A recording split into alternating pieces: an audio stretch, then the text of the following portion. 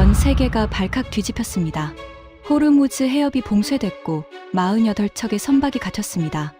유가는 6시간 만에 42% 폭등했고 각국 해군은 꼼짝도 못했습니다. 하지만 단 한 척만이 그 봉쇄를 뚫고 나왔습니다. 미국 항모전단도 아니었습니다. 군함도 아니었습니다. 한국 유조선이었습니다. 미 해군 오함대 작전실에서 이 모든 과정을 실시간으로 지켜본 미군. 장교의 증언에는 충격적인 내용이 담겨 있었습니다. 저 한국인들이 미쳤다고 생각했습니다. 그 충격적인 전말을 지금 공개합니다.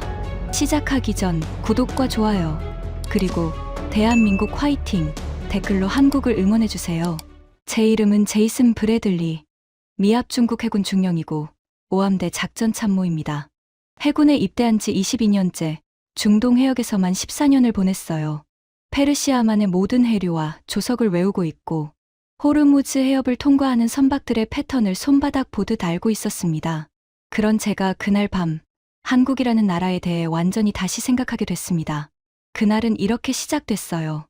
바레인 마나마 미 해군 오함대 사령부 건물 지하 2층 NSA급 보안시설인 합동작전센터, 약칭 JOC는 평소에도 긴장감이 감도는 곳이었습니다.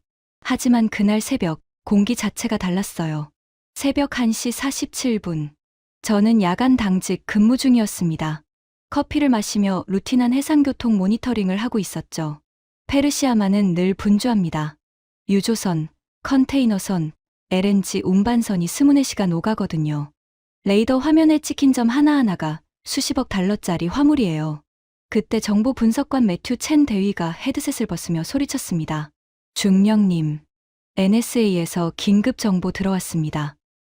뭐야? 이스라엘 공군이 이란 본토를 타격했습니다. 미 공군도 참여한 것으로 보입니다. 심장이 멈추는 것 같았어요. 의자에서 벌떡 일어났습니다. 규모는 대규모입니다. 테헤란 포함 7개 도시 동시 타격, 핵시설 중심이고요. 작전실 안의 공기가 순식간에 얼어붙었습니다. 20명 넘는 장교와 부사관들의 손이 동시에 멈췄어요. 키보드 소리, 마우스 클릭 소리, 전부 사라졌습니다. 형광등 불빛 아래로 모니터의 푸른빛만 얼굴들을 비추고 있었죠. 사령관님 기상시켜. 제가 지시했습니다. 이미 연락 갔습니다. 5분 내로 도착하신다고 합니다. 통신 장교 에밀리 워커 소령이 대답했어요. 저는 중앙 스크린을 봤습니다. 페르시아만 전체 해도가 떠 있었어요. 파란 점들이 빼곡했습니다. 유조선, 화물선, 가스 운반선. 그 순간 제 머릿속에 떠오른 건 단 하나였어요. 호르무즈. 이란이 보복한다면 가장 먼저 닫히는 문은 호르무즈 해협입니다. 폭이 고작 54km. 실제 항행 가능한 수로는 10km도 안 돼요. 전 세계 해상 원유 수송의 21%가 이 좁은 물목을 지나갑니다. 매튜, 지금 호르무즈 해협 반경 200캐리 안에 민간 선박 몇 척이야? 잠시만요. 매튜가 키보드를 두드렸습니다. 48척입니다. 유조선 31척, 컨테이너선 9척, LNG, 운반선 5척, 기타 3척. 국적별로 한국 7척, 일본 5척, 중국 4척, 그리스 6척, 영국 4척, 노르웨이 3척, 나머지는 다양합니다. 48척, 수백만 톤의 화물, 수천 명의 선원. 호르무즈가 닫히면 이 사람들이 전부 인질이 됩니다. 그때 작전실 철문이 열렸어요. 육중한 발소리가 들렸습니다. 하워드 맥키넌 소장이 들어왔습니다. 오함대 부사령관 맥키넌 소장. 55세. 해군 경력 32년. 걸프전 참전 용사이자 이라크전에서 구축함 전대를 지휘한 전설적인 인물이었습니다. 하지만 저는 이 사람의 다른 면을 알고 있었어요. 맥키넌 소장은 뼛속까지 미국 우월주의자였습니다. 동맹국이라는 개념 자체를 경멸했어요. 특히 아시아 국가들에 대해서는 노골적이었죠. 한 번은 한일 합동훈련 브리핑에서 이런 말을 한 적이 있습니다. 아시아 해군들이 우리랑 합동훈련하는 건 이력서에 한 줄 추가하려는 거야. 실전에서 쓸모 있을 거라고 기대하지 마. 그런 사람이었어요. 소장이 작전실 중앙으로 성큼성큼 걸어왔습니다. 잠에서 깨지 얼마 안 된 얼굴이었지만 눈빛은 이미 전투 모드였어요. 브리핑. 한마디였습니다. 제가 스크린을 가리키며 보고했어요. 47분 전 이스라엘 공군이 미 공군 지원하에 이란 본토 7개 거점을 동시 타격했습니다. 테헤란, 이스파한, 부세르 핵시설 포함. 현재 이란 측 피해 규모는 파악 중이지만 최고 지도자 거처도 타격 대상에 포함된 것으로 보입니다. 이란 반응은 아직 공식 성명은 없습니다. 하지만 IRGC, 이란 혁명수비대 해상부대가 비상태세에 들어간 것으로 보입니다. 반다르 아바스 기지에서 고속정 다수가 출항한 정황이 포착됐습니다. 소장의 눈이 좁아졌어요. 고속정 몇 척? 현재까지 파악된 것만 23척입니다. 호르무즈 해협 양쪽에 배치되고 있습니다. 호르무즈 봉쇄 준비군. 소장이 중얼거렸어요. 그리고 큰 소리로 명령했습니다. 링컨 항모전단 현재 위치는 오만의 동쪽 180해리입니다. 에밀리가 대답했어요. 항모전단 전투 배치로 전환. 호르무즈 해협 남쪽 입구에 구축함 2척 선행 배치. 항공대는 대기 상태에서 즉각 출격 가능하도록. 알겠습니다. 그때 통신 콘솔에서 신호음이 울렸습니다. 소장님, 사우디 동부함대 사령부에서 연락입니다. 그리고 한국 대사관에서도 긴급 전화가 왔습니다. 에밀리가 보고했어요. 소장이 고개를 돌렸습니다. 한국. 예. 바레인 주재 한국 대사관 무관부에서 자국 선박 보호를 요청하고 있습니다. 현재 페르시아만에 한국 선적 선박 7척이 있다고 합니다. 소장의 입가에 비웃음이 스쳤어요. 한국 해군이 여기 있나? 없습니다. 그럼 자기네 선박은 자기네가 보호해야지. 우리는 미국 국적 선박과 미국 이익에 직결되는 자산 보호가 최우선이야. 하지만 소장님, 한국 유조선들은 사우디에서 원유를 싣고 한국으로 가는 중입니다. 한국은 동맹국이고 이 원유는 한국 경제에 직접적인 영향을. 제가 말을 끼워 넣었습니다. 소장이 저를 돌아봤어요. 차가운 눈빛이었습니다. 브래들리 중령. 지금 내가 걱정해야 할 게 뭔지 알아? 링컨 항모전단 6,000명의 안전이야. 사우디 원유시설 방어야. 이란 미사일이 바레인에 떨어지지 않게 하는 거야. 한국 유조선 7척은 그 리스트에 없어. 목소리가 낮고 단호했습니다. 한국 대사관에 전해. 현재 미 해군은 자체 작전에 집중 중이며 민간 선박은 현 위치에서 대기하라고. 호의 요청은 상황 안정 후 검토하겠다고. 그리고 덧붙였어요. 어차피 한국 선원들이 뭘 할 수 있겠어. 매뉴얼대로 본사 지시 기다리면서 단 내리고 앉아 있겠지. 아시아 선원들은 다 그래. 독자적으로 뭘 할 줄을 몰라. 주먹이 저절로 쥐어졌습니다. 하지만 참았어요. 군대에서 소장에게 대드는 건 경력 자살이니까요. 저는 한국에 대해 잘 몰랐습니다. 솔직히 말하면 관심도 없었어요. 한국 해군과 합동훈련을 몇 번 했지만 그건 그냥 의전이었죠. 한국 해운에 대해서는 아는 게 거의 없었습니다. 배를 많이 만드는 나라라는 것 정도, 조선소가 크다는 것 정도. 그래서 솔직히 소장의 말이 크게 틀렸다고 생각하지도 않았어요. 그때까지는요. 새벽 3시 12분. 이란 혁명수비대가 공식 성명을 발표했습니다. 호르무즈 해협을 즉각 봉쇄한다. 모든 선박의 통항을 금지한다. 위반 시 무력을 사용할 것이다. 예상했던 일이었지만 실제로 들으니 등골이 서늘했어요. 작전실의 긴장감이 한 단계 더 올라갔습니다. 매튜, 민간 선박들 움직임 확인해. 대부분 정박 유지 중입니다. 속력 0점, 하지만 몇 척이 닻을 올리고 있습니다. 유럽 선적 2척이 호르무즈 반대 방향으로 이동 중이고요. 도주하는 거군. 예. 하지만 반대쪽으로 가봐야 막다른 골목입니다. 페르시아만에서 나가려면 호르무즈밖에 없으니까요. 맞는 말이었어요. 페르시아만은 거대한 주머니 같은 바다입니다. 출구는 호르무즈 하나뿐이에요. 그 출구가 닫혔으니 48척 전부가 갇힌 겁니다. VHF 감청 내용은 각국 해운사들이 본사와 긴급 교신 중입니다. 머스크는 전 선박현 위치 대기 명령. 일본 선사 3곳도 대기 명령 하달했고요. 중국 COSCO도 마찬가지입니다. 전부 대기. 당연한 판단이었어요. 이란이 실탄을 쓸 수 있다고 선언한 상황에서 움직이는 건 자살 행위니까요. 그런데 새벽 4시 38분이었습니다. 중령님. 매튜가 이상한 목소리로 불렀어요. 평소에 차분한 톤이 아니었습니다. 뭐야? 레이더에 이상한 움직임이 있습니다. 라스타누라 정박지에서 대형 선박 하나가 출항하고 있어요. 이 상황에 출항. 어느 나라 선박이야? 매튜가 AIS 데이터를 확인했습니다. 한국 선적입니다. VLCC급 유조선. 총 톤수 32만 톤. 만재 상태로 보입니다. 순간 귀를 의심했어요. 뭐라고? 다시 말해봐. 한국 유조선입니다. 속력 현재 12노트. 계속 올라가고 있습니다. 방향은 북동쪽. 호르무즈 해협 방향입니다. 작전실이 술렁였어요.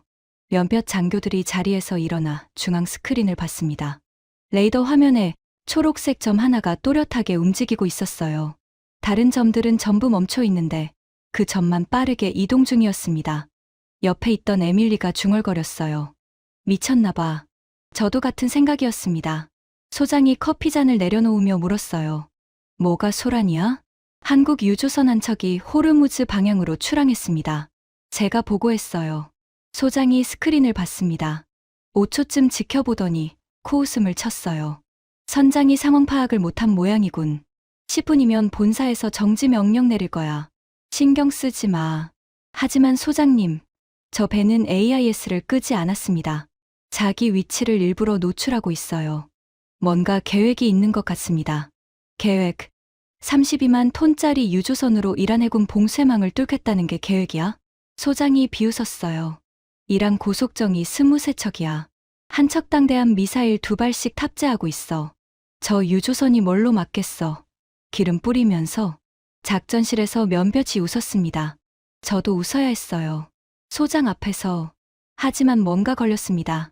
레이더 화면 속 그 초록색 점의 움직임이요. 주저함이 없었어요. 직선으로, 전속력으로 호르무즈를 향해 달려가고 있었습니다. 교신 시도해 볼까요? 제가 물었어요. 왜? 한국 배한테 뭘 말해 주려고? 경고라도 해야 하지 않습니까? 민간 선박이 위험 해역으로 돌진하고 있는데. 소장이 어깨를 으쓱했어요. 해봐.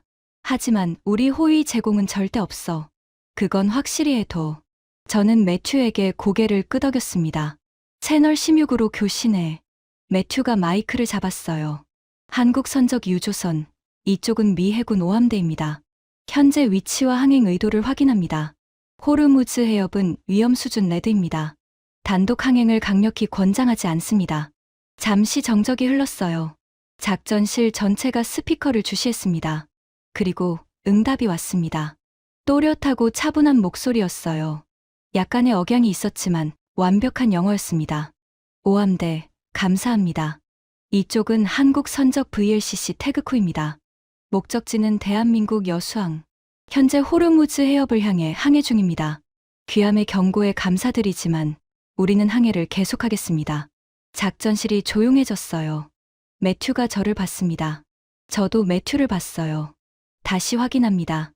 호르무즈 해협은 현재 이란 혁명수비대에 의해 봉쇄 선언된 상태입니다. 무력 사용 가능성이 있습니다. 귀선의 안전을 보장할 수 없습니다. 잠깐의 침묵 뒤에 응답이 왔어요. 이해합니다. 하지만 우리 선원 26명은 집에 가야 합니다. 350만 배럴의 원유는 한국에 도착해야 합니다. 우리는 계속 전진하겠습니다. 긴급 상황 발생 시 채널 16으로 연락하겠습니다. 감사합니다. 그리고 교신이 끊겼어요. 작전실이 다시 고요해졌습니다. 에밀리가 제 옆에서 작게 말했어요. 우리 선원 26명은 집에 가야 한다. 뭔가 비장하네요. 저는 아무 말도 하지 않았습니다. 스크린을 보고 있었어요. 초록색 점은 여전히 직진하고 있었습니다. 속력 16노트. 32만 톤의 거대한 배가 전속력으로 지옥을 향해 달려가고 있었어요. 소장이 뒤에서 말했습니다. 용감한 건지 무모한 건지. 어쨌든 결과는 같아. 이란 고속정한테 잡히면 끝이야. 우리는 링컨 항모전단에 집중해. 한국 배 따위는 잊어. 따위. 그 단어가 귀에 걸렸습니다. 저는 스크린에서 눈을 떼지 못했어요. 48개의 점 중에서 유일하게 움직이는 그 점. 한국이라는 나라에서 온 이름도 모르는 선장이 지금 세상에서 가장 위험한 바다를 향해 달려가고 있었습니다. 대체 어떤 사람이 저런 결정을 내리는 걸까요? 왜 대기하지 않는 걸까요? 왜 본사 명령을 기다리지 않는 걸까요? 그때는 몰랐습니다. 그 질문의 답을 알게 되기까지 앞으로 72시간이 걸릴 거라는 걸요.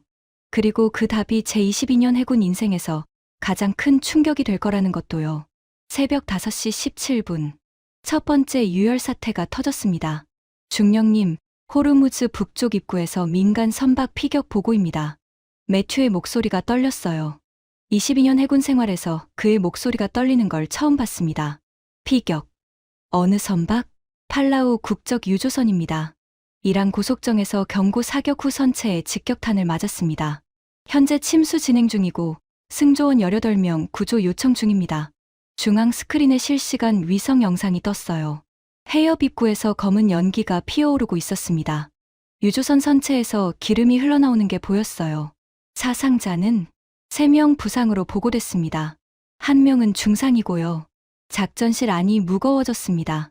이건 경고가 아니었어요. 이란은 진짜로 쏘고 있었습니다. 추가 피격 보고 들어옵니다. 에밀리가 헤드셋을 누르며 말했어요. 영국 해사기구 UKMTO에서 확인했습니다. 호르무즈 인근에서 총 4척의 민간 선박이 공격받았습니다. 한 척 침몰 중, 2척 손상 후 회항, 한 척은 현재 이란 고속정에 둘러싸여 있습니다. 국적은 팔라우, 라이베리아, 마셜제도, 파나마, 전부 편의치적 선박들입니다. 소장이 스크린 앞으로 걸어왔어요. 팔짱을 끼고 위성 영상을 봤습니다. 시작됐군. 담담한 목소리였어요. 마치 예상했다는 듯이. 소장님, P-8 초계기를 해협상공에 배치할까요? 제가 물었습니다. 이미 2기 출격 지시했어. 하지만 감시 목적이야. 교전은 하지 않는다. 백악관 지시가 있기 전까지 이란 해군과의 직접 충돌은 피한다. 민간 선박이 공격받고 있는데 지켜만 보라는 겁니까? 제 목소리가 높아졌어요. 소장이 날카로운 눈으로 저를 봤습니다. 브래들리, 지금 감정적으로 판단하면 전쟁이 나. 이란이 원하는 게 바로 그거야. 우리를 끌어들이는 거지. 민간 선박 보호는 연합해군 체계를 통해 단계적으로 진행한다. 단계적으로 진행하는 동안 사람이 죽을 수도 있습니다. 그래서 내가 여기 있는 거야. 소장이 등을 돌리며 말했어요. 차갑고 기계적인 목소리였습니다. 저는 이를 악물었어요. 그리고 레이더를 봤습니다. 한국 유조선, 태극호, 여전히 움직이고 있었어요. 속력 16노트, 방향 변경 없음. 피격 소식을 분명히 들었을 텐데 멈추지 않았습니다. 매튜. 예? 저 한국 유조선 현재 위치에서 호르무즈까지 거리가 얼마야? 매튜가 계산했어요. 약 260해리입니다. 현재 속력 유지 시 16시간 뒤 해협 진입 예상됩니다. 16시간 뒤면 오늘 밤 9시쯤이군. 예. 야간 통과를 노리는 것 같습니다. 야간 통과. 어둠을 이용하겠다는 거였어요. 하지만 32만 톤짜리 유조선을 어둠으로 감출 수는 없습니다. 레이더에 산처럼 찍히거든요. 저 선장이 뭘 믿고 저러는 건지 모르겠네. 에밀리가 중얼거렸어요. 저도 모르겠었습니다. 하지만 하나는 확실했어요. 저 한국 선장은 피격 소식을 듣고도 속력을 줄이지 않았습니다. 다른 선박들이 전부 공포에 질려 멈추는 사이에 저 배만 일직선으로 달려가고 있었어요. 무모한 건지, 용감한 건지, 아니면 미친 건지. 그때는 아직 판단할 수 없었습니다. 오전 8시 23분. 작전실에 새로운 정보가 쏟아지기 시작했습니다. 세계가 발칵 뒤집혀 있었어요. 유가는 배럴당 147달러를 찍었고 아시아 증시는 개장과 동시에 폭락했습니다. 각국 정부가 긴급 성명을 내놓고 있었고 유엔 안보리 긴급회의가 소집됐죠. 하지만 작전실에서 제 눈을 사로잡은 건 다른 뉴스였습니다. 중령님, 일본 선박 상황 업데이트입니다. 매튜가 보고했어요. 어떻게 됐어? 일본 선적 유조선 3척이 이란 혁명수비대에 정선당했습니다. 전부 걸프 동쪽 해역에서요. 현재 이란 영해 내 반다르 아바스 인근으로 예인되고 있습니다. 억류, 사실상 그렇습니다. 일본 해운사 본사에서 전 선박에 즉각 항복 지시를 내렸다고 합니다. 저항하지 말고 지시에 따르라고. 승조원은 안전한 것으로 보입니다. 하지만 선박과 화물은 이란 측 통제하에 들어갔어요. 소장이 끼어들었어요. 봤지? 저게 정상적인 반응이야. 소장은 커피를 한 모금 마시며 말했습니다. 이란이 봉쇄를 선언하면 민간 선박은 대기하거나 항복하는 거야. 그게 프로토콜이고 그게 상식이야. 일본 선사는 올바른 판단을 했어. 선원 안전이 최우선이니까. 하지만 일본 유조선 3척이면 원유가 얼마나 됩니까? 매튜가 계산했어요. 세척 합계 약 650만 배럴입니다. 시가로 약 9억 5천만 달러. 10억 달러어치 화물을 그냥 넘긴 거야? 에밀리가 눈을 크게 떴습니다. 선원 목숨보다 화물이 중요하겠어. 일본은 현명한 선택을 한 거야. 소장이 단정 지었습니다. 그리고 저를 흘겨봤어요. 저 한국 유조선도 곧 같은 선택을 하게 될 거야. 이란 고속정한테 잡히면 선택의 여지가 없거든. 32만 톤짜리 거북이가 40노트짜리 고속정을 이길 순 없어. 맞는 말이었어요. 물리적으로 불가능했습니다. VLCC 유조선의 최대 속력은 16노트. 이란 고속정은 45노트까지 낼 수 있어요. 쥐가 고양이를 이길 수 없는 것처럼 유조선이 고속정을 따돌릴 수는 없었습니다. 근데 중령님, 매튜가 조심스럽게 말했어요. 한국 유조선 속력이 변하지 않습니다. 16노트 그대로예요. 피격 소식, 일본 억류 소식 전부 VHF로 방송됐는데 반응이 없습니다. VHF 감청 내용은 한국 해운사 본사와 교신한 기록은 있습니다. 하지만 흥미로운 점이 있어요. 뭐가? 교신 직후에도 속력이 줄지 않았습니다. 본사에서 뭐라고 했는지는 모르겠지만 결과적으로 저 배는 계속가고 있어요. 본사 명령을 무시한 거야? 에밀리가 놀란 표정으로 물었습니다. 확인할 수는 없지만 정황상 그런 것 같습니다. 작전실이 잠시 조용해졌어요. 소장도 잠깐 말이 없었습니다. 그러다가 코웃음을 치며 고개를 저었어요. 선장이 영웅 놀이하는 거군. 경력 끝내고 싶은 모양이야. 본사 명령 무시하고 봉쇄망 돌파. 잡히면 억류, 못 잡히면 해고. 어느 쪽이든 끝이야. 하지만 저는 다른 생각을 하고 있었어요. 일본 선사는 세 척의 유조선과 10억 달러어치 화물을 포기하는 결정을 본사 차원에서 내렸습니다. 위에서 아래로 내려온 명령이었죠. 선장들은 그 명령에 따랐을 뿐이에요. 반면 한국 유조선은 달랐어요. 현장에서 선장이 직접 판단을 내리고 있었습니다. 본사가 뭐라고 했는지는 모르지만 결과적으로 저 배는 움직이고 있었어요. 이건 단순한 무모함이 아닐 수도 있다는 생각이 스쳤습니다. 어쩌면 계산된 판단일 수도 있다고. 오후 3시 41분. 한국 유조선 태그코는 호르무즈 해협에서 120해리 떨어진 지점까지 왔습니다. 8시간 뒤면 해협 진입이었어요. 그 사이 상황은 더 나빠졌습니다. 피격 선박이 총 7척으로 늘었고 이란 혁명수비대는 해협 입구의 기뢰 부설까지 시작한 것으로 보고됐어요. 미 해군 기뢰 소해함 2척이 긴급 투입됐지만 전체 해역을 커버하기엔 역부족이었습니다. 봉쇄는 시간이 갈수록 강화되고 있었어요. 중령님, 흥미로운 감청 내용 있습니다. 매튜가 헤드셋을 벗으며 말했어요. 뭔데? 한국 유조선이 인근 정박 선박들과 교신했습니다. 그리스 유조선 한 척과 노르웨이 가스 운반선 한 척한테 같이 가자고 제안했어요. 같이 가자고? 예. 한국 선장이 이렇게 말했습니다. 호르무즈는 지금이 기회입니다. 이란군도 혼란 속에 있고 봉쇄 체계가 완성되기 전에 빠져나가야 합니다. 우리와 함께 움직이시겠습니까? 대답은 둘 다 거절했습니다. 그리스 선장은 당신 미쳤소라고 했고 노르웨이 선장은 행운을 빕니다라고만 했어요. 에밀리가 작게 웃었습니다. 한국 선장이 함대를 꾸리려고 했네요. 결과적으로 혼자 가게 됐지만요. 저는 그 교신 내용을 곱씹었어요. 한국 선장은 다른 배들한테 같이 가자고 했습니다. 이건 무모한 게 아니었어요. 전술적 사고였습니다. 선박이 여러 척이면 이란도 전부 공격하기 어렵거든요. 국제 여론 부담이 커지니까. 하지만 아무도 응하지 않았어요. 그래서 혼자 가는 겁니다. 매튜, P8 초계기 영상 볼 수 있어? 가능합니다. 지금 P8 한기가 한국 유조선 상공을 지나가고 있어요. 스크린이 전환됐습니다. 고도 8,000m에서 촬영한 영상이 떴어요. 푸른 바다 위에 거대한 배 한 척이 보였습니다. 선미에서 하얀 항적이 길게 뻗어 있었어요. 전속력으로 달리고 있다는 증거였죠. 확대봐. 영상이 줌인됐어요. 선체에 적힌 글씨가 보였습니다. 한글이었어요. 뭐라고 쓰여 있는지는 읽을 수 없었지만 선미의 태극기가 펄럭이고 있었습니다. 배 크기가 어마어마하군. 에밀리가 중얼거렸어요. 맞았습니다. VLCC급 유조선은 길이가 340m예요. 니미츠급 항공모함보다 긴 겁니다. 그 거대한 배가 최대 속력으로 수면을 가르며 달려가는 모습은 솔직히 장관이었어요. 갑판에 사람이 보입니까? 아무도 없습니다. 전원 선내에 대피한 것 같아요. 선교의 불빛만 보입니다. 선교에서 선장이 조타를 잡고 있겠죠. 26명의 선원 중에 지금 잠을 자는 사람은 없을 겁니다.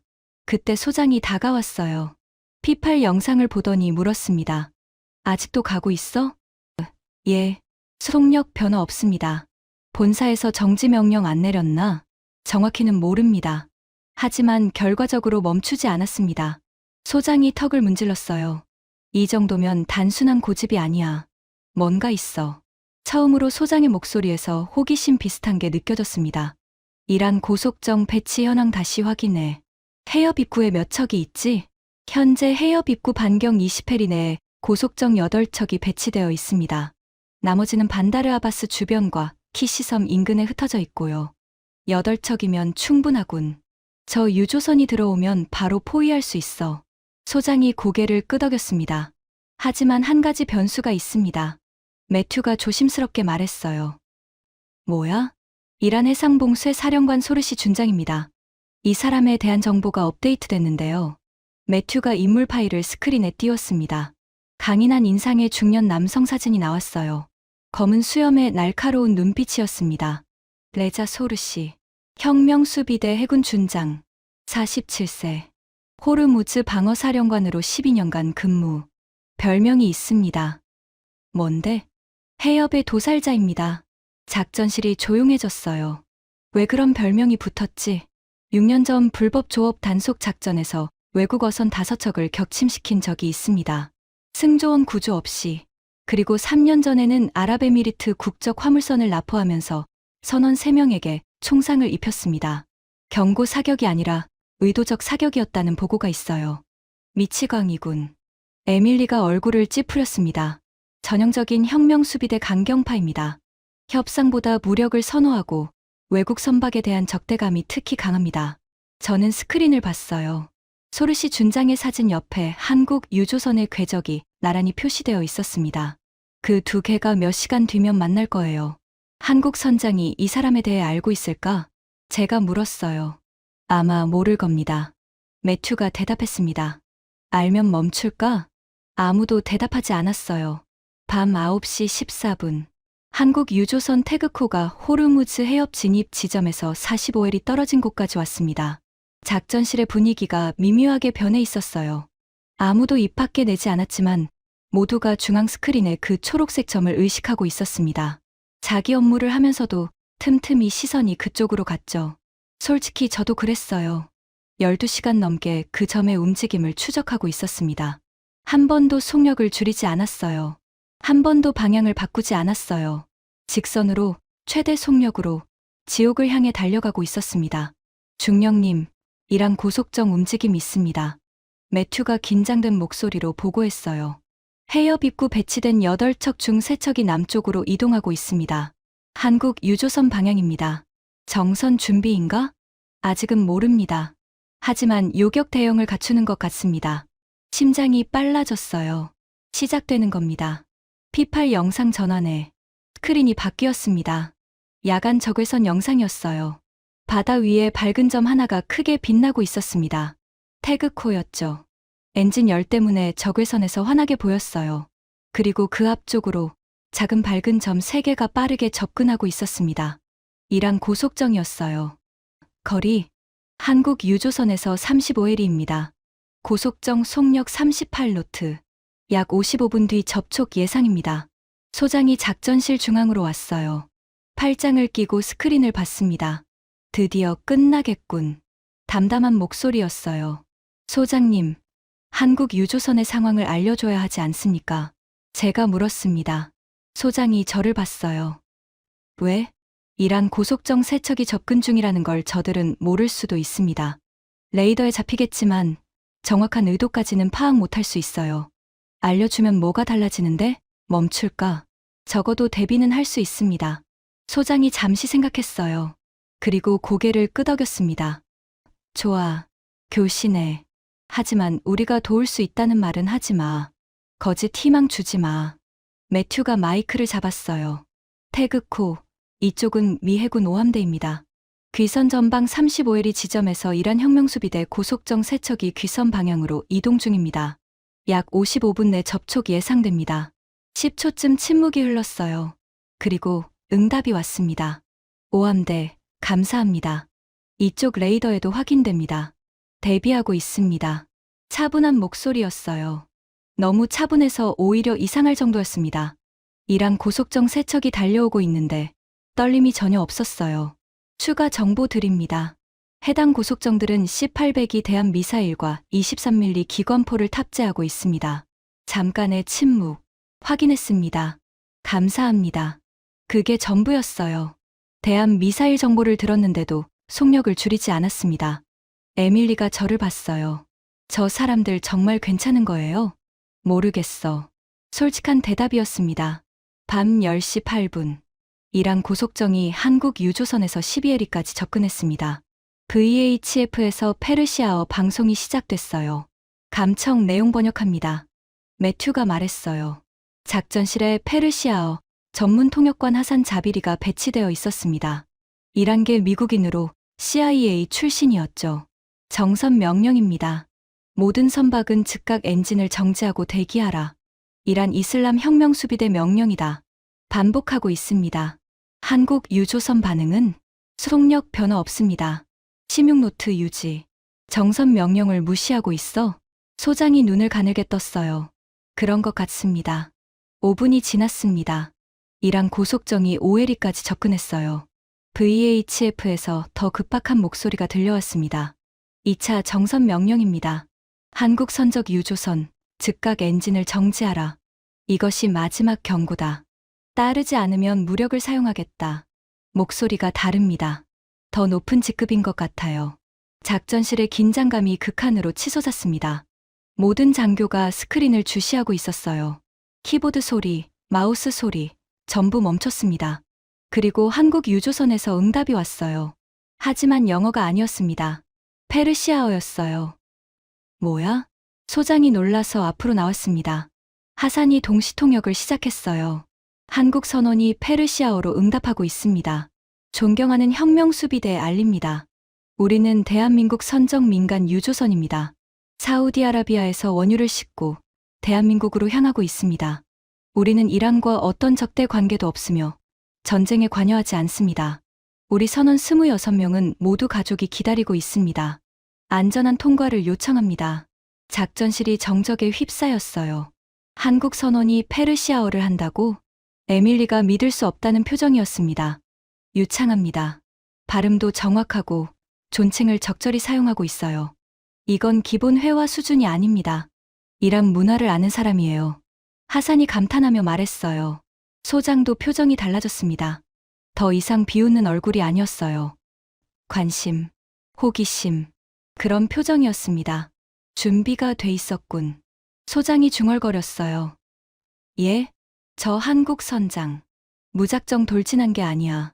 이란과 마주칠 걸 예상하고 페르시아어 할 수 있는 선원을 미리 배치해뒀어. 처음으로 소장의 어조에서 경멸이 빠져 있었습니다. VHF에서 이란 측 응답이 왔어요. 하산이 번역했습니다. 이란 장교가 대답합니다. 귀선의 상황은 이해한다. 하지만 현재 호르무즈 해협은 봉쇄 상태다. 통과 허가는 테헤란에서 내려야 한다. 엔진을 정지하고 대기하라. 한국 측 응답이요. 하산이 계속 통역했습니다. 이해합니다. 하지만 우리 26명의 선원에게는 가족이 기다리고 있습니다. 어린 자녀를 둔 아버지들이 있습니다. 노모를 모시는 아들들이 있습니다. 우리는 전쟁과 아무 관계가 없습니다. 이란과 대한민국은 오랜 우호 관계가 있지 않습니까? 존경하는 장교님의 현명한 판단을 부탁드립니다. 작전실에서 누군가 작게 감탄했어요. 노련하군. 소장이 팔짱을 풀며 말했습니다. 저건 협상이야. 국제법을 내세우는 대신 감정에 호소하고 있어. 이란 문화에서 가족, 특히 어머니에 대한 언급은 강력한 설득력이 있거든. 소장이 이란 문화를 아는 건 당연했어요. 중동에서 30년을 보낸 사람이니까. 하지만 한국 선원이 그걸 안다는 건 놀라운 일이었죠. 결과가 어떻게 될까요? 제가 물었어요. 소장이 고개를 저었습니다. 소르시 준장이 지휘관이야. 그 사람 성격에 가족 탈영으로 넘어갈 리가 없어. 10분이 흘렀습니다. VHF에서 다시 이란 측 교신이 들어왔어요. 하산의 얼굴이 굳었습니다. 승선 검색을 하겠답니다. 밧줄 사다리를 내리래요. 작전실이 다시 긴장감으로 가득 찼어요. 잡히는 건가? 에밀리가 물었습니다. 아직은 모릅니다. 검색이 끝나면 통과시킬 수도 있고 억류할 수도 있어요. 매튜가 대답했어요. P8 영상을 봤습니다. 한국 유조선이 속력을 줄이고 있었어요. 16노트에서 1285 그리고 정지. 거대한 배가 바다 위에 멈췄습니다.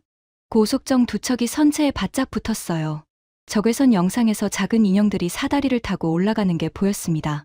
혁명수비대 대원 5명이 승선했습니다. 매튜가 보고했어요. 작전실 전체가 숨을 죽이고 지켜봤습니다. 우리가 할 수 있는 건 아무것도 없었어요. 8,000m 상공에서 적외선 카메라로 내려다보는 것밖에. 30분이 지났습니다. 아무 교신도 없었어요. 스크린 속 한국 유조선은 바다 위에 정지해 있었고 고속정 두 척이 옆에 붙어 있었습니다. 세 번째 고속정은 100m쯤 떨어져서 원을 그리며 감시하고 있었어요. 40분이 지났습니다. 이건 너무 오래 걸리는 거 아닙니까? 에밀리가 불안한 목소리로 말했어요. 서류 검토에 시간이 걸리는 걸 수도 있어. 32만 톤짜리 유조선이면 서류가 엄청날 거야. 소장이 대답했지만 그의 목소리에도 긴장이 묻어났습니다. 그때 VHF가 터졌어요. 한국 측에서 온 페르시아어 교신이었습니다. 하산이 통역했어요. 한국 선원이 이란 장교에게 말하고 있습니다. 장교님, 우리 배에 실린 원유는 350만 배럴입니다. 이건 이란산 원유가 아닙니다. 사우디산입니다. 이란의 적국에서 시든 물건이죠. 이 원유를 이란이 압류한다면 사우디가 가만히 있겠습니까? 국제적 분쟁이 더 복잡해질 겁니다. 우리를 보내주시는 게 이란에게도 이익입니다. 소장이 감탄했어요. 똑똑하군. 감정 호소에서 이해관계로 넘어갔어. 저도 놀랐습니다. 저 한국 선원은 가족 이야기로 시작해서 이제 지정학적 논리를 펼치고 있었어요. 이란 장교를 설득하기 위해 다중 전략을 쓰고 있는 겁니다. 5분 뒤 이란 측 응답이 왔어요. 하산의 얼굴에 미묘한 변화가 있었습니다. 뭐래? 제가 물었어요. 통과 허가를 내렸습니다. 작전실에서 작은 탄성이 나왔어요. 하지만 조건이 있습니다. 하산이 이어 말했어요. 목소리가 무거웠습니다. 1시간 안에 해협을 완전히 빠져나가야 한답니다. 1시간이 넘으면 격침시키겠다고 합니다. 소장이 코웃음을 쳤어요. 1시간. 해협 폭이 54km야. 27L이. 1시간에 통과하려면 최소 27노트가 필요한데 VLCC 유조선이 27노트를 낼 수 있을 리가 없잖아. 불가능한 조건을 제시한 겁니다. 사실상 통과를 거부한 거예요. 매튜가 분석했어요. 한국 측은 VHF에서 한국 선원의 목소리가 들려왔어요. 페르시아어였습니다. 하산이 통역했어요. 수락합니다. 작전실이 정적에 빠졌습니다. 뭐라고? 소장이 되물었어요. 수락한다고 했습니다. 하산도 믿기지 않는다는 표정이었어요. 수락. 불가능한 조건을 수락했다고? 에밀리가 외쳤습니다. P8 영상을 봤어요. 이란 대원들이 사다리를 타고 내려가고 있었습니다. 고속정이 유조선 선체에서 떨어져 나갔어요. 그리고 한국 유조선의 엔진 온도가 올라가기 시작했습니다. 적외선 영상에서 선미 부분이 점점 밝아졌어요. 속력 올라갑니다. 10노트, 12, 14, 16, 17노트. 매튜가 숫자를 읽었어요. 17노트. VLCC가? 18노트. 아직 올라가고 있습니다. 작전실 전체가 스크린에 고정됐습니다. 19노트. 말도 안 돼. 32만 톤이 19노트를. 소장이 스크린 앞으로 다가갔어요. 만재 상태 VLCC의 공칭 최대 속력이 16노트입니다. 19노트는 설계 한계를 넘는 겁니다. 엔진에 무리가 가고 있을 거예요. 매튜가 분석했어요. 20노트 돌파했습니다. 에밀리가 외쳤어요. 작전실에 탄성이 터져 나왔습니다. 불가능해. 30만 톤짜리 배가 20노트를? 저건 물리적으로 말이 안 돼. 소장이 중얼거렸어요. 하지만 숫자는 거짓말을 하지 않았습니다. 레이더에 찍힌 속력은 분명히 20노트를 넘고 있었어요. 보일러를 비상출력으로 돌리고 있는 겁니다. 안전 한계를 완전히 무시하고 엔진을 극한까지 밀어붙이는 거예요. 보일러가 폭발할 수도 있습니다. 매튜의 설명에 작전실이 조용해졌어요. 저 배 안에는 26명의 사람이 있습니다. 그리고 350만 배럴의 원유. 보일러가 터지면 그건 유조선이 아니라 폭탄이 되는 겁니다. 저 선장이 선원들 목숨을 걸고 있는 거야. 소장의 목소리가 달라졌어요. 경멸이 사라졌습니다. 그 자리에 뭔가 다른 감정이 있었어요. 경외. 시간 카운트 시작합니다. 1시간 카운트다운. 지금부터. 매튜가 스크린에 타이머를 띄웠습니다. 60분, 59분 59초, 59분 58초. 한국 유조선은 해협을 향해 돌진하고 있었어요. 속력 20노트. 불가능한 조건을 수락하고 불가능한 속도를 만들어내고 있었습니다. 하지만 수학은 냉정했어요. 27L을 20노트로 가면 81분이 필요합니다. 60분 안에는 절대 불가능했어요. 남은 시간 45분. 한국 유조선은 호르무즈 해협 안으로 들어와 있었습니다. P-8 영상에서 양쪽으로 해안선이 보였어요. 왼쪽이 이란, 오른쪽이 오만. 세계에서 가장 위험한 해협 한가운데를 32만 톤짜리 유조선이 전속력으로 달리고 있었습니다. 속력 20노트 유지 중입니다. 하지만 중령님, 조류가 역류입니다. 매튜가 보고했어요. 역류, 얼마나? 약 3노트 정도입니다. 실제 대지 속력은 17노트밖에 안 됩니다. 그럼 남은 거리 대비 시간은 5만 영해까지 12L이 남았습니다. 17노트로 42분. 타이머가 45분 남았으니까 3분 모자랍니다. 3분. 제가 중얼거렸어요. 3분. 180초. 그 차이로 살거나 죽는 겁니다. 이란 고속정은 세척이 유조선 뒤를 따르고 있습니다. 거리 2L이. 그리고 해협 앞쪽에 2척이 더 배치되어 있어요. 총 5척이 포위 대형을 갖추고 있습니다. 소르시 준장은 반다르 아바스에서 직접 지휘하고 있는 것으로 보입니다. VHF 교신 빈도가 올라갔어요. 소장이 작전실 중앙에 서 있었어요. 팔짱을 끼고 스크린을 주시하고 있었습니다. 12시간 전과 완전히 다른 표정이었어요. 비웃음은 온데간데 없었습니다. 브래들리. 소장이 저를 불렀어요. 예, 소장님. 저 한국 유조선 선장 이름이 뭐지? 처음으로 물어보는 질문이었어요. 12시간 전에는 한국 배 따위라고 했던 사람이 확인되지 않았습니다. AIS에는 선장명이 나오지 않습니다. 알아봐. 예? 이름을 알아보라고. 저런 결정을 내리는 사람이 누군지 알고 싶어. 고개를 끄덕이며 매튜에게 지시했어요. 하지만 지금 당장은 알 수 없었습니다. 남은 시간 35분. VHF에서 페르시아어 교신이 또 들려왔어요. 하산이 통역했습니다. 소르시 준장 직접 교신입니다. 한국 유조선, 현재 속력으로는 제한 시간 내 통과가 불가능하다. 즉시 엔진을 정지하라. 이것이 최종 경고다. 한국 측 응답은? 침묵이었어요. 한국 유조선에서 아무 응답이 없었습니다. 무시하고 있는 겁니까? 에밀리가 물었어요. 지금은 협상이 아니라 돌파에 집중하고 있는 거예요. 제가 대답했어요. 남은 시간 30분. 중령님, 속력 변화 있습니다. 매튜의 목소리에 긴장이 묻어났어요. 올라갔어. 내려갔어? 내려가고 있습니다. 19노트, 18, 17점. 왜? 감청 내용 확인합니다. 선내 교신이 잡혔어요. 한국어인데 번역합니다. 작전실에 한국어를 할 수 있는 사람은 없었어요. 하지만 AI 자동 번역 시스템이 돌아가고 있었습니다. 한 번 보일러 압력 임계치 초과, 폭발 위험, 경계하겠습니다. 기관장으로 추정되는 사람의 목소리입니다. 보일러 하나가 죽은 거야? 그런 것 같습니다. 속력이 떨어지는 이유입니다. 소장이 이를 악물었어요. 소장이 왜 이를 악무는지 그 순간 저도 깨달았습니다. 소장도 모르는 사이에 한국 유조선 편이 되어 있었던 거예요. 16노트. 거기서 속력이 멈췄습니다.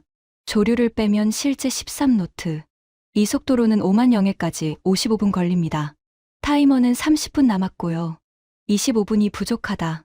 수학적으로 불가능했어요. 남은 시간 25분. VHF에서 소르시 준장의 목소리가 또 들려왔습니다.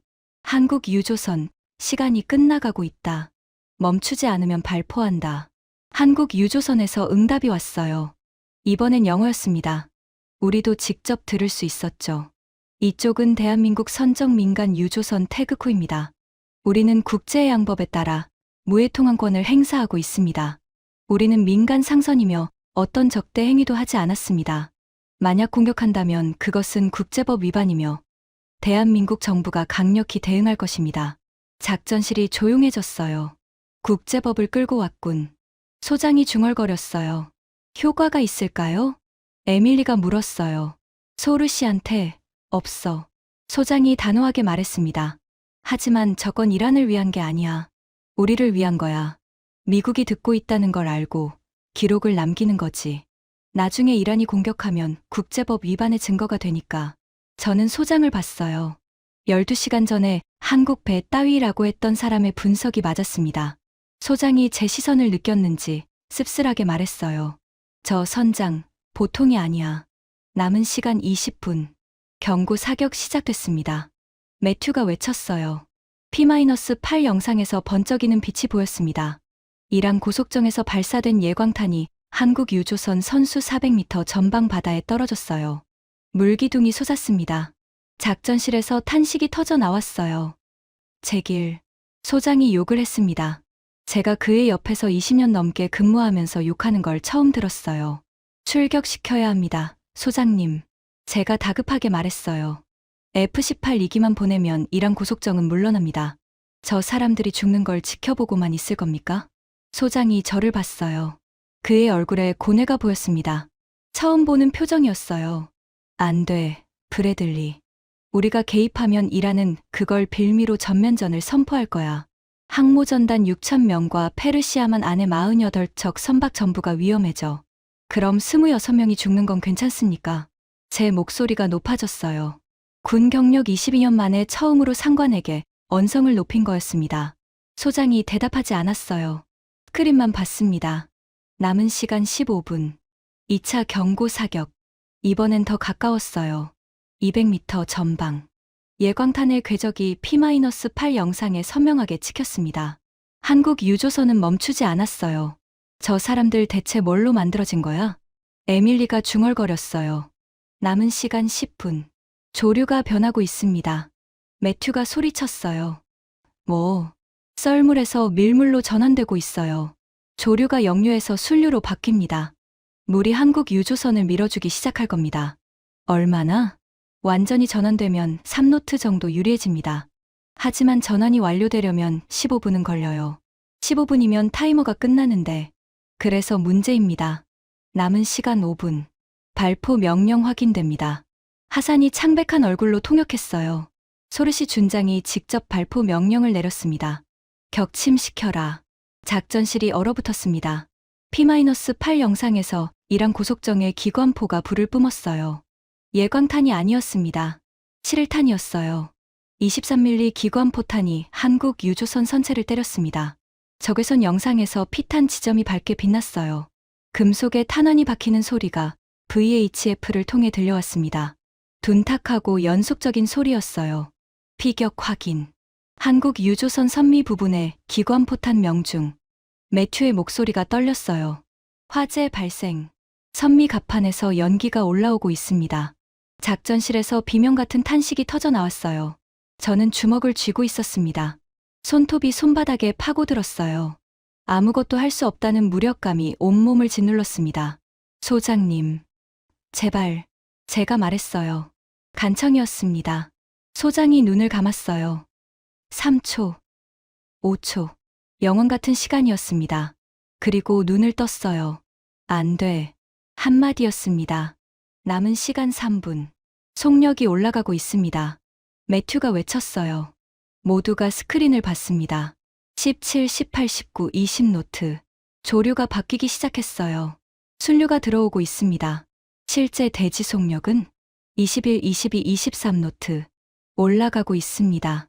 한국 유조선이 피격당하면서 선미에서 불이 나면서 그 와중에 속력을 올리고 있었어요. 저게 가능해? 소장이 믿을 수 없다는 표정으로 물었어요. 나머지 보일러를 전부 비상출력으로 돌리고 있는 것 같습니다. 조류 지원까지 합쳐서 23노트까지 나오는 거예요. 하지만 선미에 불이 났는데 갑판부가 화재 진압하면서 동시에 기관부가 속력을 올리고 있는 겁니다. 동시에 두 가지를 하고 있어요. 남은 시간 2분. 5만 영해까지 1.5해리. 매튜가 카운트했어요. 이란 고속정이 또 발포했습니다. 기관포탄이 바다를 때렸어요. 한국 유조선 좌연에 물기둥이 솟았습니다. 하지만 명중하지 않았어요. 한국 유조선이 빨라졌기 때문이었습니다. 고속정도 추격하고 있었지만 32만 톤의 관성이 붙은 유조선을 정확히 조준하기가 쉽지 않았어요. 남은 시간 1분, 0.8해리. 작전실 전체가 일어섰습니다. 소장도요. 32명의 장교와 부사관이 전부 서서 스크린을 보고 있었어요. 0.5해리. 이란 고속정이 속력을 줄이기 시작했습니다. 영해선이 다가오고 있었거든요. 5만 영해에 들어가면 국제 분쟁이 됩니다. 0.3해리. 기관포 사격이 멈췄어요. 0.1해리. 고속정들이 완전히 멈췄습니다. 5만 영해 진입. 매튜가 외쳤어요. 작전실이 폭발했습니다. 환호성이 터져 나왔어요. 에밀리가 뛰어올랐고 매튜가 양손을 들었습니다. 통신병들이 박수를 치고 하사는 의자에 주저앉으며 안도의 한숨을 내쉬었어요. 저는 눈물이 나왔습니다. 22년 해군 생활에서 작전실에서 울어본 적은 단 한 번도 없었어요. 하지만 그 순간 참을 수가 없었습니다. 이름도 모르는 한국 선장과 26명의 선원이 해냈어요. 미 해군 5함대 38척의 함정이 해주지 못한 일을 한국 유조선 한 척이 해냈습니다. 소장을 봤어요. 맥키넌 소장은 아무 말도 하지 않았습니다. 팔짱을 끼고 스크린을 보고 있었어요. 스크린에는 이란 고속정들이 영해선 앞에서 멈춰 서 있었고 한국 유조선의 초록색 점은 5만 영해 안에서 천천히 속력을 줄이며 남쪽으로 향하고 있었습니다. 소장의 볼을 타고 뭔가 반짝이는 게 내려왔어요. 환호 속에서 아무도 보지 못했지만 바로 옆에 선전은 봤습니다. 한국 배 따위라고 했던 그 사람의 눈에서 눈물이 흘러내리고 있었습니다. 환호가 가라앉는데 5분쯤 걸렸습니다. 작전실의 흥분이 서서히 잦아들었어요. 에밀리가 자리로 돌아갔고 매튜가 다시 모니터 앞에 앉았습니다. 통신병들도 헤드셋을 다시 쓰고 업무로 돌아갔죠. 하지만 저는 소장에게서 눈을 떼지 못했어요. 맥키넌 소장은 스크린 앞에 그대로 서 있었습니다.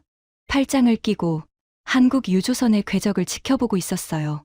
그 초록색 점은 이제 5만 영에 깊숙이 들어가 있었고 속력은 12노트로 떨어져 있었습니다.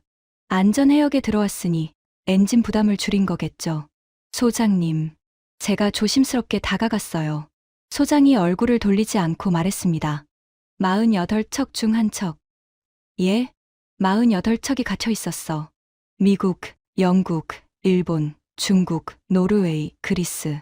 세계 해운 강국이란 강국은 다 있었지. 그중 몇 척이 탈출을 시도했어? 보고에 따르면 12척이 시도했습니다. 그래, 12척. 그중 성공한 건 한 척입니다. 한국. 소장이 고개를 끄덕였어요. 나머지 11척은 7척이 이란에 억류됐고 4척은 피격 후 회항했습니다. 일본은 3척 전부 초기에 항복, 억류 수용했습니다. 영국은 2척 시도 후 1척 피격, 1척 억류. 중국은 시도조차 하지 않았습니다. 전 선박현 위치 대기.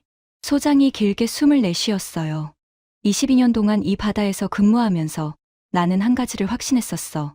소장의 목소리가 평소와 달랐습니다.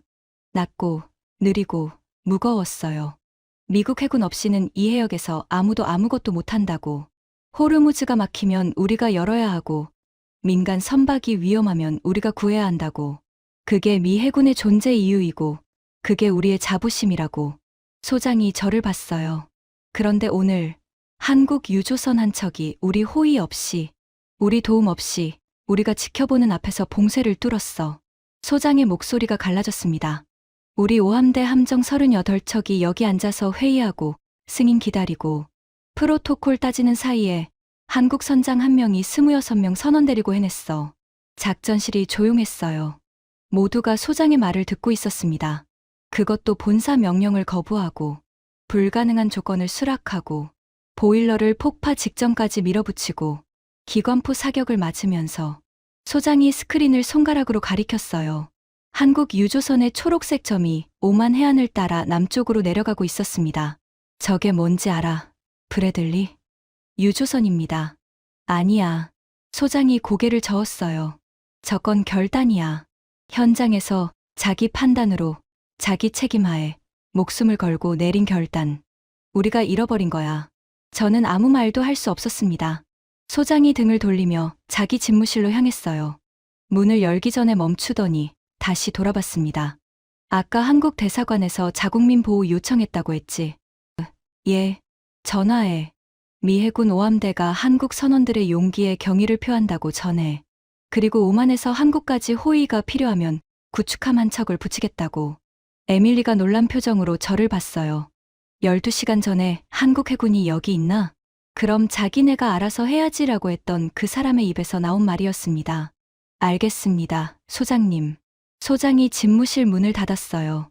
저는 그 닫힌 문을 한참 바라봤습니다. 그로부터 2주 뒤, 한국 유조선 태극호는 14일간의 항해 끝에 대한민국 여수항에 입항했습니다. 선미에는 23mm 기관포탄 자국이 17발이나 박혀 있었고, 갑판 일부가 화재로 까맣게 그을려 있었어요. 보일러 2기 중 1기는 완전히 파손된 상태였습니다. 하지만 선원 26명은 전원 무사했습니다. 저는 그 소식을 바레인 사령부에서 CNN 속보로 봤어요. 화면에 부산항에 입항하는 태극호가 비쳤습니다. 부두에 수백 명의 사람들이 모여 있었고 선원들이 내리자 가족들이 달려가서 껴안았어요. 한 선원의 아내가 어린 딸을 안고 울고 있었습니다. 선원이 딸을 받아 안으며 뭐라고 말했어요. 한국어를 알아듣진 못했지만 딸이 아빠 목에 매달리며 환하게 웃는 모습은 어떤 번역도 필요 없었습니다. 그 장면에서 저도 울었어요. 두 번째였습니다. 해군 22년 만에 매튜가 제 옆에서 말했어요. 중령님, 선장 이름 확인됐습니다. 누구야? 서진혁, 48세. 승선 경력 23년. 같은 해운사에서만 18년 근무했다고 합니다.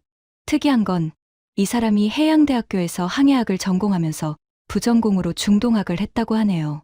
중동학? 예. 아랍어와 페르시아어를 대학에서 배웠다고 합니다.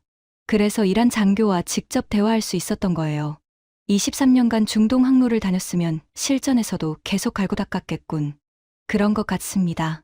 이란 항구에 기항한 경험도 여러 차례 있다고 하고요. 저는 고개를 끄덕였어요.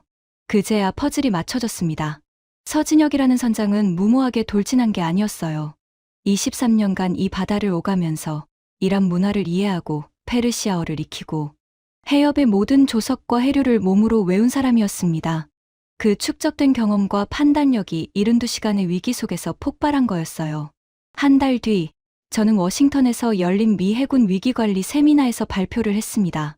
주제는 호르무즈 봉쇄 사태 민간 선박의 독자 돌파 사례 분석이었어요.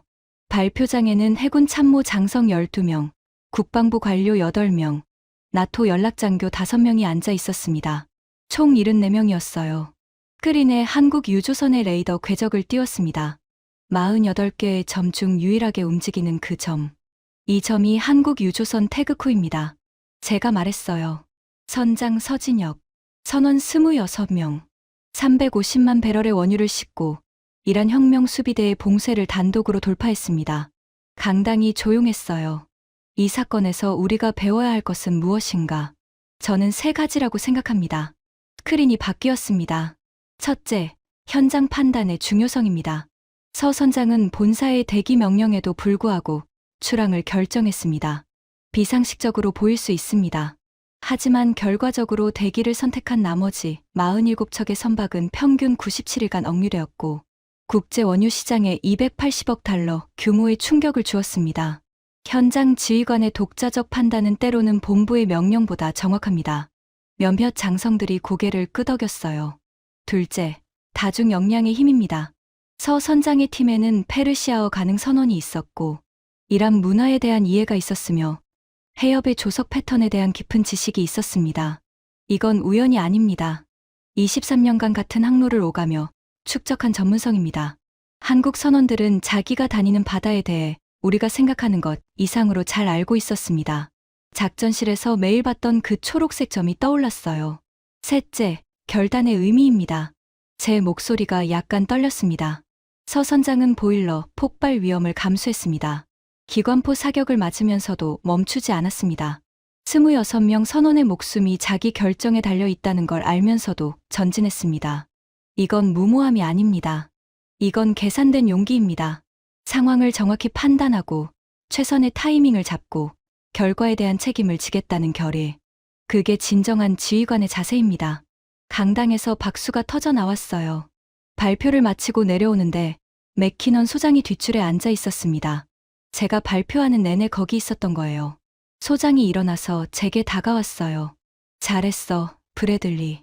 감사합니다, 소장님. 하나만 추가하지. 소장이 미소를 지었어요. 그 강철 같은 얼굴에 미소가 번지는 걸 처음 봤습니다. 저 한국인들이 우리보다 먼저 해냈다는 거. 그건 우리의 수치가 아니야. 그럼 뭡니까? 교훈이지. 세계 최강 해군이라도 현장에서 목숨 걸고 결정을 내리는 한 명의 선장을 이길 수 없다는 것. 군함 38척이 앉아서 승인 기다리는 동안 유조선 한 척이 세상을 바꿨어. 소장이 제 어깨를 두드렸습니다. 자네가 그날 밤 출격을 요청했을 때 내가 거절한 거 알지? 예. 그때 나는 틀렸어. 우리가 나서야 했어. 하지만 한국이 그걸 대신 증명해줬지. 혼자서도 할 수 있다는 걸. 소장이 등을 돌리고 걸어갔어요. 저는 그 뒷모습을 한참 바라봤습니다. 발표가 끝나고 석 달 뒤, 저는 개인 휴가를 내고 한국에 갔습니다. 부산항에 갔어요. 태그코가 입항했던 부두에 서봤습니다. 거대한 크레인들이 하늘을 찌르고 있었고, 컨테이너선들이 쉴 새 없이 오가고 있었습니다. 세계에서 6번째로 큰 항구라고 들었어요. 부두 한쪽에 작은 기념비가 세워져 있었습니다. 태그코 선원들을 기리는 동판이었어요. 26개의 이름이 적혀 있었습니다. 서진혁이라는 이름이 맨 위에 있었어요. 그 기념비 앞에 꽃다발이 놓여 있었습니다. 아직 싱싱했어요. 누군가가 최근에 다녀간 거죠. 저는 기념비에 손을 대고 잠시 서 있었습니다. 그때 뒤에서 목소리가 들렸어요. 미국 분이신가요? 돌아보니 50대 초반의 한국 남자가 서 있었습니다. 작업복을 입고 있었어요. 항만 노동자인 것 같았습니다. 예, 미 해군입니다. 아, 해군이시구나. 남자가 웃었어요. 제 동생이 태그코 갑판부에 있었습니다. 무사히 돌아왔어요. 다행입니다. 제가 대답했어요. 동생이 그러더라고요. 미 해군에서 이란 고속정 정보를 알려줬다고. 그때 많이 도움이 됐다고. 감사합니다. 목이 메었습니다. 아닙니다. 우리는 아무것도 못했어요. 정보만 전달했을 뿐입니다. 진짜 영웅은 그 배에 탄 분들이에요. 남자가 고개를 끄덕였어요. 동생한테 물어봤습니다. 무섭지 않았냐고. 아시죠? 기관포 맞으면서 달렸잖아요. 동생이 뭐라고 했는지 아십니까? 뭐라고 했습니까? 무서웠지. 당연히 무서웠지. 하지만 형, 선장님이 괜찮다고 했어. 선장님이 괜찮다고 하면 괜찮은 거야. 그래서 나도 내 자리에서 내 할 일을 한 거야. 남자의 눈이 붉어졌어요. 그게 한국 선언이에요. 선장이 괜찮다고 하면 따르는 거예요. 믿음이죠. 23년 같이 바다를 건넌 사람에 대한 믿음. 저는 고개를 숙였습니다. 22년 해군 생활에서 배운 것보다 그 한마디가 더 깊이 와 닿았어요. 선장이 괜찮다고 하면 괜찮은 거야. 그게 신뢰고, 그게 팀이고, 그게 한국이었습니다. 공항으로 가는 택시 안에서 창밖을 봤어요. 부산 바다가 햇살을 받아 반짝이고 있었습니다. 저 바다 건너 호르무즈까지 7,000해리. 26명의 한국 선원이 목숨을 걸고 건넌 바다였어요. 미국으로 돌아와서 저는 보고서를 하나 썼습니다. 제목은 한국형 해상 위기 대응 모델 연구 제안이었어요. 미 해군이 한국 해운의 위기 대응 체계를 연구해야 한다는 내용이었습니다. 소장이 그 보고서에 서명했어요. 한마디 메모를 적어서요. 승인한다.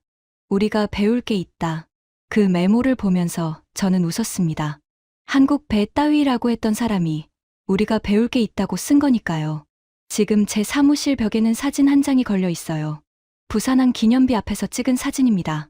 26개의 이름이 적힌 동판 앞에 서 있는 미 해군 중령 한 명. 그 사진을 볼 때마다 생각합니다. 진짜 용기란 뭘까? 항공모함 10척의 화력이 아니었어요. 스텔스 전투기 100대의 기술력이 아니었어요. 유조선 한 척에 탄 26명의 사람들.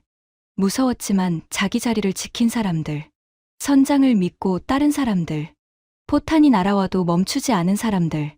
그게 진짜 용기였습니다. 여러분, 지금 이 순간에도 전 세계 바다 어딘가에서 한국 선원들이 항해하고 있습니다.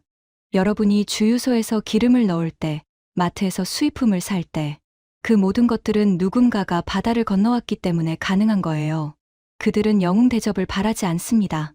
그냥 묵묵히 자기 일을 하는 사람들이에요. 하지만 저는 압니다. 그 묵묵함 속에 얼마나 큰 용기가 숨어 있는지. 미 해군 중령 제이슨 브래들리. 22년간 세계 최강 해군에서 복무하면서 가장 큰 충격을 준 건 적군의 미사일도 테러리스트의 폭탄도 아니었습니다. 한국 유조선 한 척이었어요. 지금까지 미 해군 5함대 작전 장교가 목격한 한국 유조선의 충격적인 호르무즈 돌파 이야기였습니다. 지금 이 순간에도 전 세계 바다 어딘가에서 묵묵히 항해하고 있는 한국 선원들에게 이 영상을 바칩니다. 이 이야기가 감동적이셨다면 주변에 널리 공유해 주세요. 구독과 좋아요도 부탁드립니다. 지금까지 터칭 스토리였습니다. 감사합니다.